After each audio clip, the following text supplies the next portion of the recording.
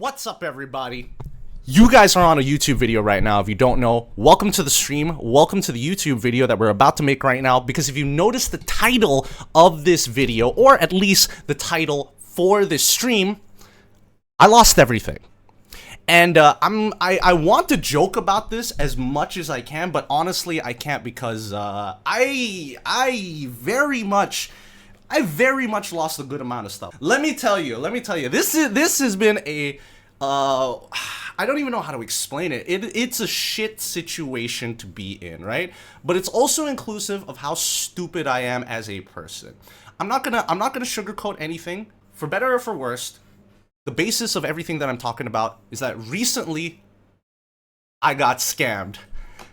God. Context. All the context I need to give you guys. So recently I got scammed, right? And I think a bunch of you are probably going to almost like instantly start thinking about how much exactly did I lose to make sure that this was a big deal. And if you haven't read the title of the stream or the video, well, I basically lost everything. And you might be wondering, how much is everything, right? A caster makes like a good amount of money, right, as a caster for the NPL. And don't get me wrong, I do make a good amount. I make a comfortable amount, so comfortable that I'm allowed to kind of grab everything. Whether it's my food, whether it's transport, I just hit one button on an app, I can pay for it, nothing to worry about. But these days, not so much. So how much did I lose? I lost a total of 27K, 27,000, which is equivalent to 9 years worth of work in the esports industry.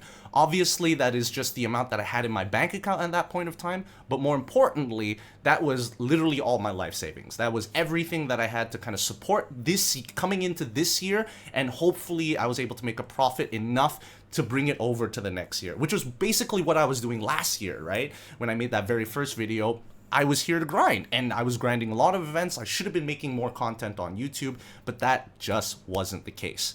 Out of the 27K, I planned on using it for a couple of things, right? To give you an idea, not 20K USD, that would have hurt a lot more, Foxy, but I lost 27,000 in ringgit Malaysia. And to me, it's still a lot. It's a lot of my hard-earned money, a lot of pain when it did occur. I'm trying to keep composure here before I start like breaking down and stuff like that. But the important thing is that I got scammed and I lost everything essentially, right? And what did I plan to use that money for? The 27,000 was essentially to make sure that I could get this business, this content creation going, right? Number one, to pay off my editor, my moderator, my designer, my girlfriend, in this particular case, Space Cato, and yeah, that I can't afford that anymore. Secondly, I was using to prep the fund to get married, or to get a house, or anything to lay the ground foundations of everything else I was going to build my life upon. This is what this 27,000 meant to me.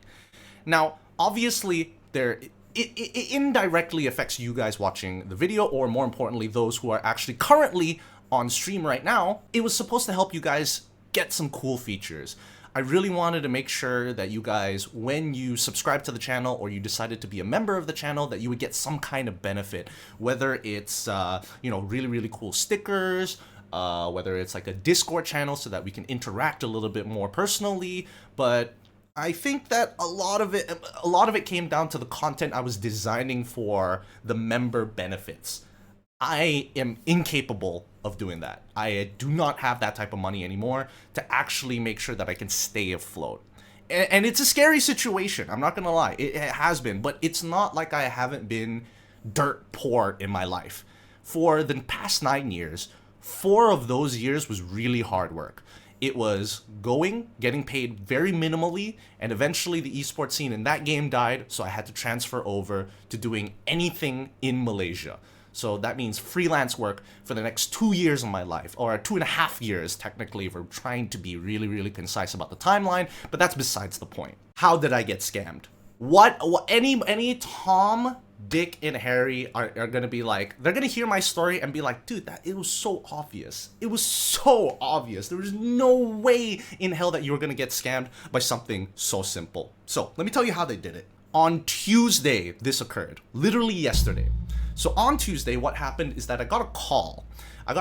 And honestly, I was feeling really fucking good that day. Like, really, really good. I did the first stream, people showed up, you guys showed up, and it was a good time. The day after, I wanted to stream again. Like, I was motivated. I was really, really happy. You know, being able to hit live. I was struggling to do that all of last year, so I thought maybe this year it was gonna be easier just to hit the live button every single time. And I wanted to stream really bad. And then I got a call. I got a quick call out of a number that don't know what the number is. Seemed like a regular ass number. I opened it up and I hear the automated message. The automated message that something is going wrong with your package, and we have a service courier here in Malaysia, our local one, government run, known as Pos Laju, which is it translates to fast post essentially. Now, this is a very common scam. Let me tell you guys, a really, really common scam amongst, again, the whole Malaysia. It happens extremely often, right? Now, for me, usually I wouldn't give a shit. I would absolutely be like, fuck it, I don't care about this nonsense, right? I would put it down. But it so happened that day that I was feeling particularly good, and I had a package that hadn't arrived yet, and I didn't double check what the courier was. So out of my sheer curiosity, I thought maybe this could be it. Like, what are the odds that I was going to get scammed? What were the odds that it was going to be me, that I would be the victim in this particular situation? So despite all of this, most people would have stopped as soon as they heard the automated message. I decided I'm going to take it a step further. So I click into it, you know. They told me, hey, hit 0 to talk to somebody. All right, I hit 0. And then they dropped me the bomb. So this is how they carry out their scheme for anybody who gets caught in a very similar situation. What they do is, this automated message will lead you to a person, and it happens like pretty quick. It's not like, oh, you gotta wait a little bit. There is an automated message that says, wait until we get a person, a human person, to come and talk to you, you little dumbass shit who's about to get scammed. And I was like, yes, give it to me. Instantly, the man picked up. What he tells me is that the package that was meant for me, he wasn't sure whether it was sending in or out, but what they found inside of the package were some ICs and passports, which is not something that you should be sending out to people, especially through a government-run establishment like Pos Laju, to get your post to where it needs to be. That's just a no-no. It's pretty obvious. It's like, don't ship bombs. I think that goes without saying, all right? Important details and information like IC and passports also kind of fall into that area. What the craziest part about this entire situation was this. From Pos Laju telling me that there were illegal items in the package, it eventually came to a point where I get shifted over. They said, hey, this is some illegal business, and usually our protocol is to actually forward you to the police. Now, they did tell me a couple of details. Number one, it was in a completely different state. That should have been my first red flag. But I don't know why it was in Kedah Alostar. I don't ask me why. I just believed them. They know better than me. I'm not really here to question it. I'm a very good boy. And that's why I got taken advantage of here. I was a little too good to be a boy in that case. So they transferred me to the official Kedah police, right? And what they do is, they're like, okay, I need you. And this is a weird thing. I should have seen all the signs. Looking back at it, I should have seen all the signs, because it gets worse. They tell us, hey, open up your Google, look at the Kedah Police headquarter number. It's the exact same. They were basically spoofing it. And I fell for it. I'm like, yeah, this guy's an official, yeah? I should listen to what I say. He then tells me that an investigation is being run because they had caught another guy, and that person was doing drugs, money laundering, and basically taking sold information and utilizing these bank accounts that he received to actually money launder. And that's a big no-no, right? I think that goes without saying to everybody out there. Don't do this shit. I am not advocating for it. I want to make that very clear. I'm not advocating for it, but it is a big fucking deal, right? And I get fucking scared. I am shaking at this point. I am like, what the fuck did I just walk into? This dude starts going at me, right? He starts pressuring me. he starts pressuring me really, really bad. And he is using scare tactics in a sense that, hey, I'm trying to figure out, I'm just the police, right? I don't want to be mad at you. And don't worry, he says this line a couple of times. It will get pretty fucking annoying. Trust me. Trust me. The police then send to my number, to my hand phone number that I am using to get these calls in the first place. He sends me a PDF, right? And in this PDF is a dude called Tan Jun Sing, right? And I don't know if this is probably a make-believe person to help sell the scam, but essentially this person got caught, and he made a statement saying that, well, all the information that I have, whether it be ICs, whether it be bank accounts, were all given to me consensually, and they would get a cut of the money laundering if they were allowed to do so.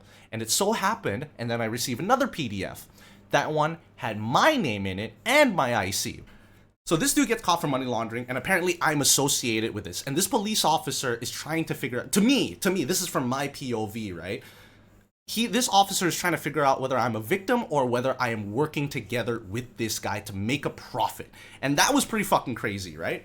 So, after scaring the living shit out of me, what he does next is that he transfers my fucking call. Now, he does a couple of things that are interesting. Number one, they're like, oh, what's your IC? Which is standard procedure for an officer.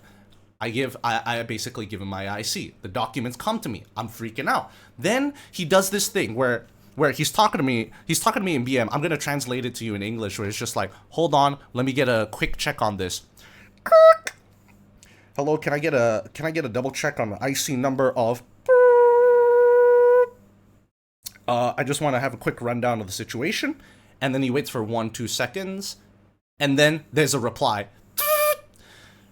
Number IC from GideonQ Wei Young is under suspicion of coercing and working together with Mr. Essentially, that's what happened. He's basically talking through a walkie-fucking-talkie back into me, and for some reason, it is fucking loud. I have my phone on loudspeakers like I was told to, and I was just like, what the fuck is happening? The next thing this guy does is to tell me, hey, isolate yourself. Isolate yourself and read this PDF. In this PDF, you are suspected with working together with this guy, right? And underneath this particular act, quote-unquote act, you are not allowed to tell anybody, because we want to be able to catch all the people associated with this and to help out the victims, but also catch all the gang members. So if I were to whistleblow, that means that the gang members were going to disappear, right? They're going to hear that red light and they're all going to just scatter around, which would have been the crazy part. After all of that, this guy transfers me to one more call. And he's transferring me to the agent that has been investigating this case for 5 months.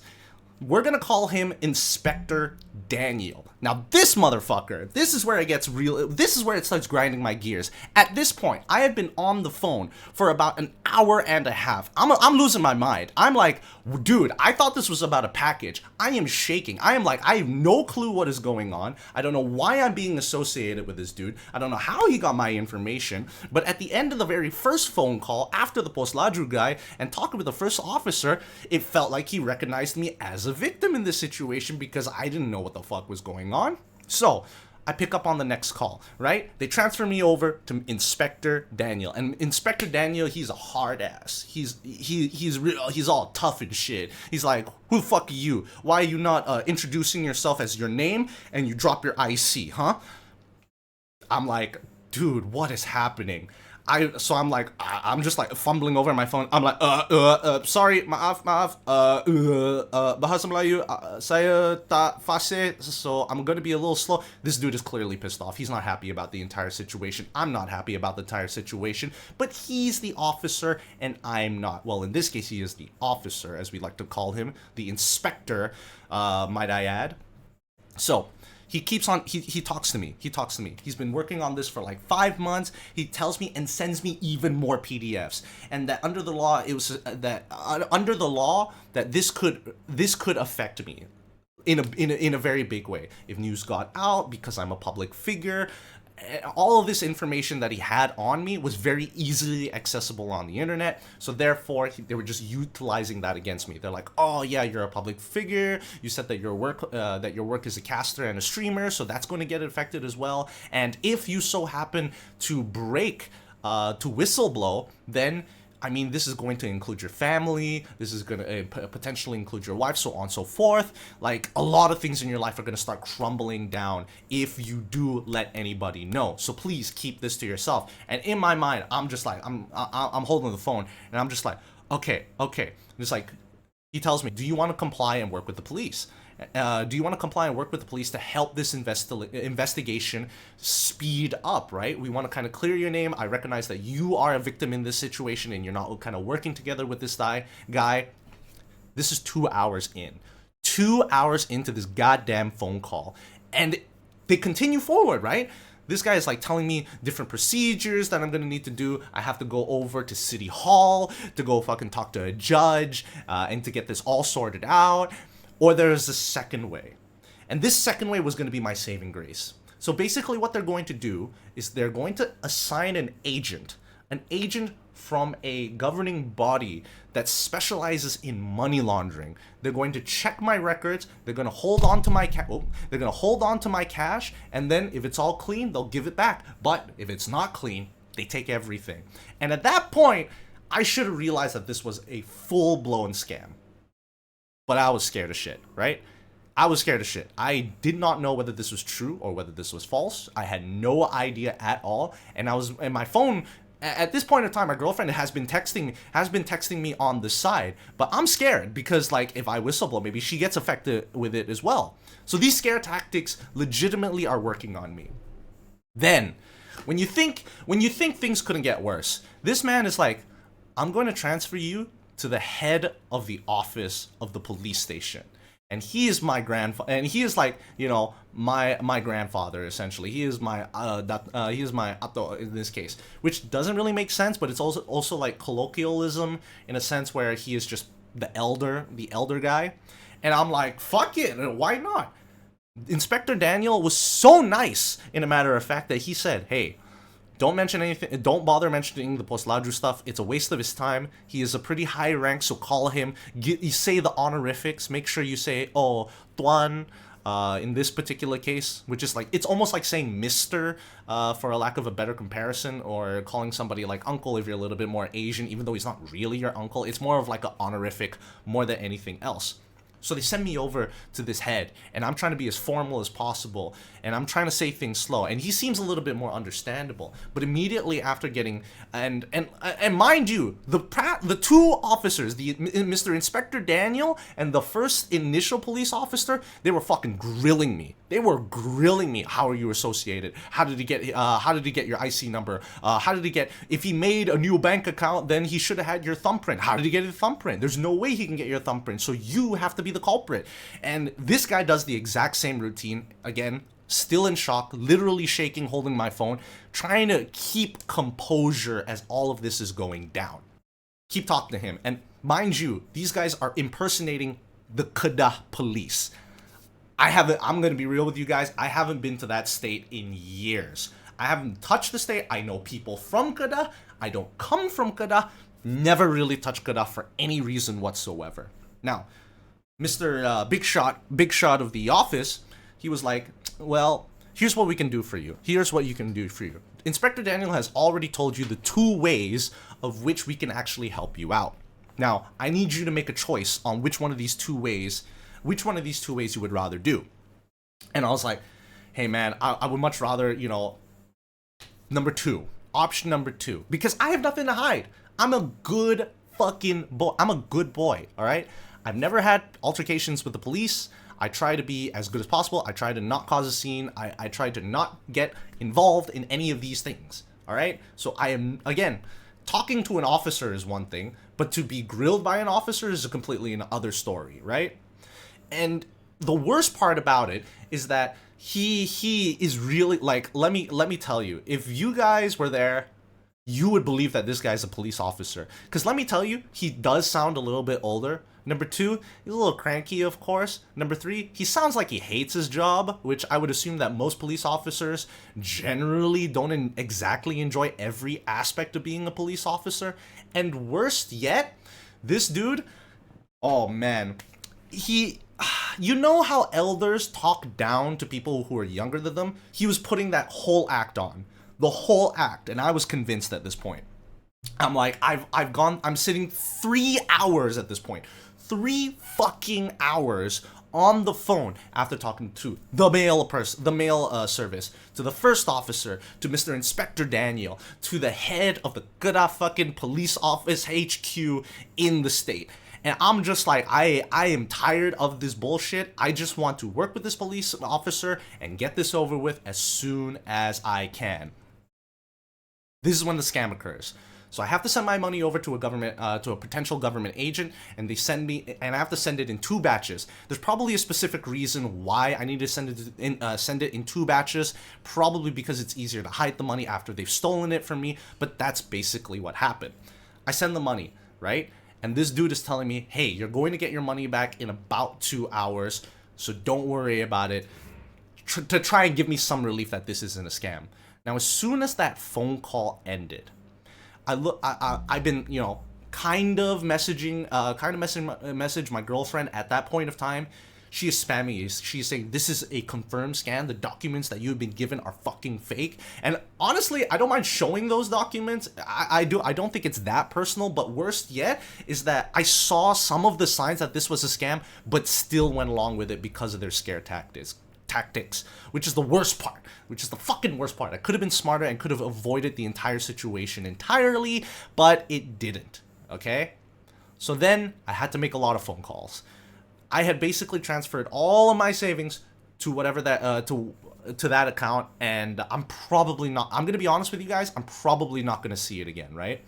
But here's what happened afterwards. I had to call my bank, freeze my account, cancel my debit card to make sure that nothing is touched, nothing is safe, and well, I didn't want to, overstep boundaries, and I didn't want to assume that they didn't have my information. But I think the best part about it was I needed to shut that down. So I called my bank, we shut all of that down. Second thing that I had to do was to make a police report. And I think, honestly, I was like, some part of me, even though I knew it was a scam, some part of me deep down inside was hoping that, man, I really hope that I'm actually helping out the police. I'm gonna go to the police office, I'm gonna try and submit this report, and then they're gonna take me somewhere, and it's just like, hey, this was a real thing. You are actually involved in a situation. That's where I'm like, oh my god, that is the only way that I can get out of this situation. If I was part of a police investigation that I was completely unaware of. That was the only way I could feel remotely good about this entire situation. So we go over to the police station, submit the report, and of course, the reason why I mentioned earlier why I think police officers really don't enjoy the majority of their job was because there's just so much goddamn paperwork, right? So we have the admins at the main lobby. It's raining heavily. I'm fucking cold from the rain. On top of the fact that I just got scammed. I lost 27,000, might I add you. 27,000 ringgit, just gone. Entire life savings, everything. I go there and I'm just I'm reeling in just disappointment, resentment, anger, and most importantly, just embarrassment really of having fallen into this trap in the first place. So I talk to the officers there, the admins, they take down my statement. And the lady was the lady was pretty nice. The lady was pretty nice. She was telling me oh wow, okay. She translated directly from English into BM for the statement, and then she eventually told me, after waiting around an hour and a half, hey, in 30 minutes, you go up 1 floor, you go over to commercial, you go to the room called commercial, and you talk to the guy there. He's gonna help you out. And I was like, okay, thanks. I go back down to sulk with my girlfriend because, again, I have literally just lost my life savings. 30 minutes later, I go up. I go up to the first floor. It is, at this point, it's 11, it's 10, 11 o'clock at night. I'm looking around for the floor. No idea. A nice officer who is off duty walks by and tells me exactly where I need to go. Hats off to that guy. Very literally, I find the door. I go through that door, and there are 3 other people there. 3 other people. Unfortunately, there was only one officer that was doing the commercial job, right? Basically, what this officer does is that he investigates and then he prosecutes the people who have done you wrong, essentially, right? And this is all around anything to do with online scamming, so on and so forth. We have an emergency number with that, which I learned later on, but I don't need to call the emergency number if you've already made a report for it, because they'll just go and do it. Regardless, I'm going off tangent here. I wait in there for about another like hour, pretty much 2 hours at that point. In that little office, first two people go up, they take forever, and I'm like, holy shit, I'm gonna be here forever. They come out, the other guy next to me gets up and goes. He takes such a short time. Oh my goodness. And then in the back of my mind, as I like overhear these conversations, I can't tell whether the officer is incompetent or the people are just like asking too many questions that are useless and are dumb.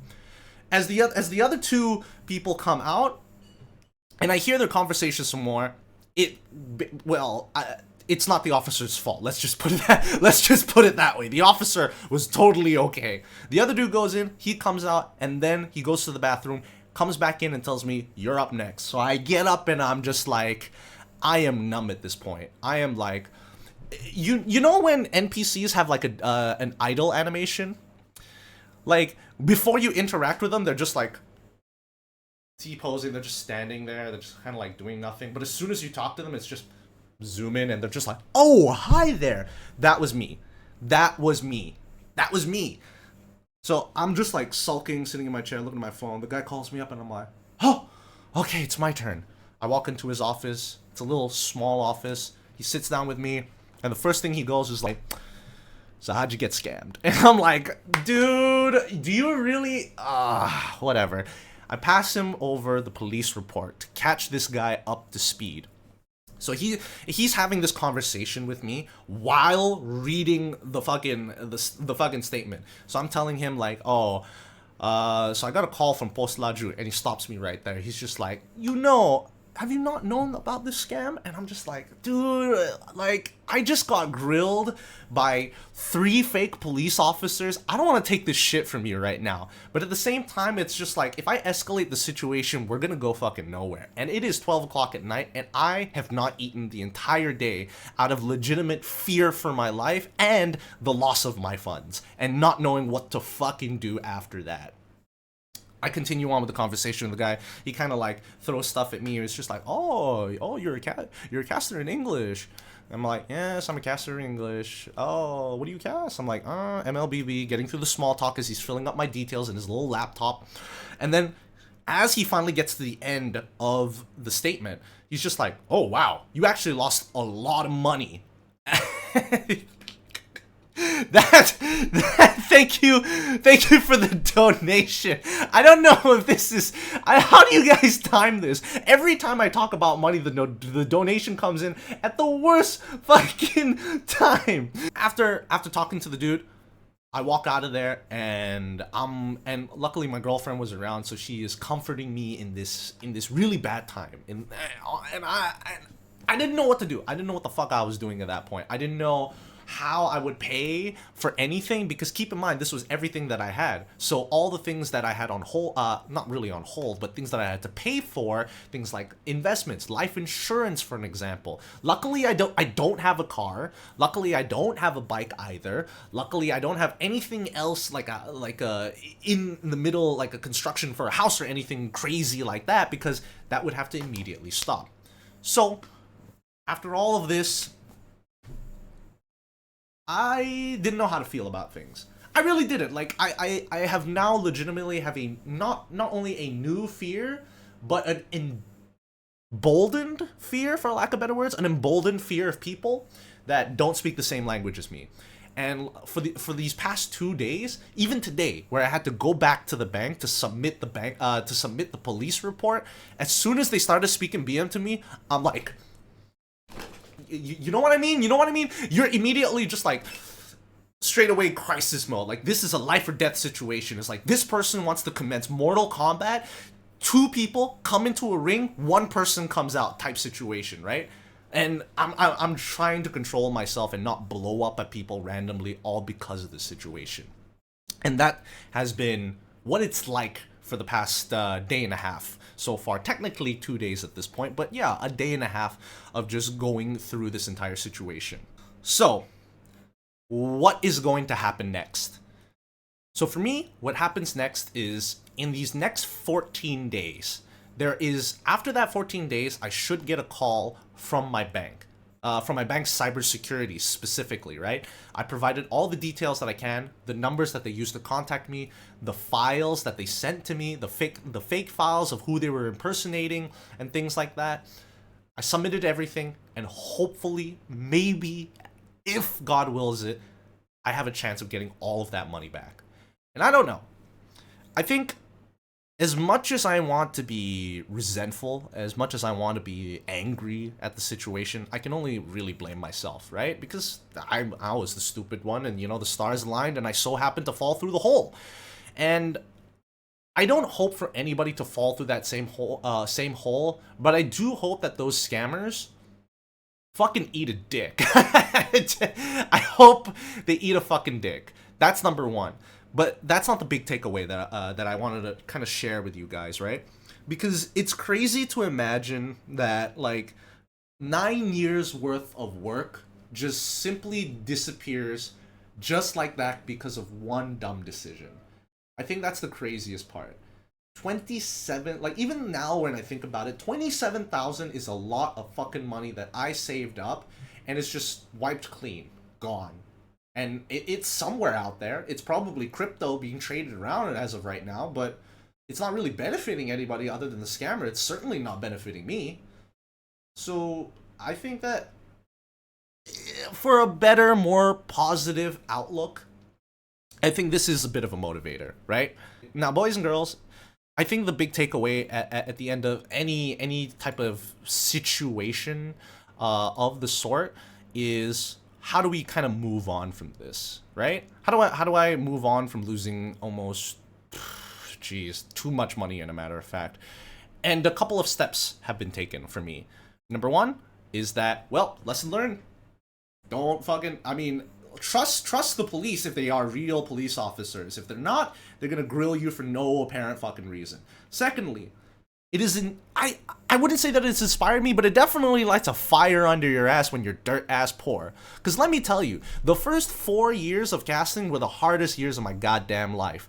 2 years getting paid dirt cheap, working every weekend from day to night, swim coach, and then go over to do casting, and to watch that scene die and transition into freelance where I will take any game, you just need to give me time. Doing that for about a year and a half to finally finding MPL and finding a stable income, right?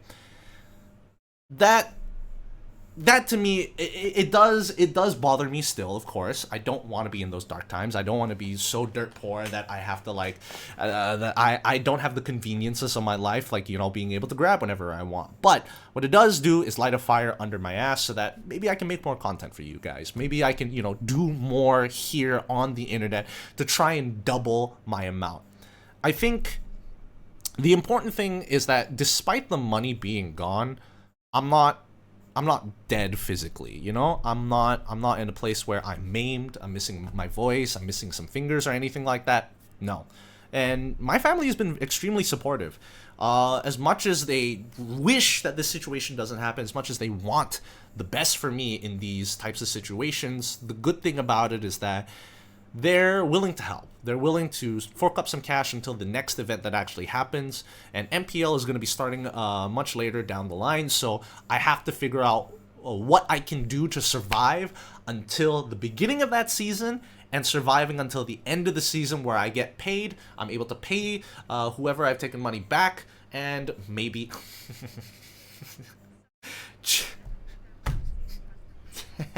Yep, things are gonna get... Why does it happen when I say, as soon as I mention money? But at the end of the day, yeah, I'm gonna keep my chin up. I'm gonna be able to survive in the meantime.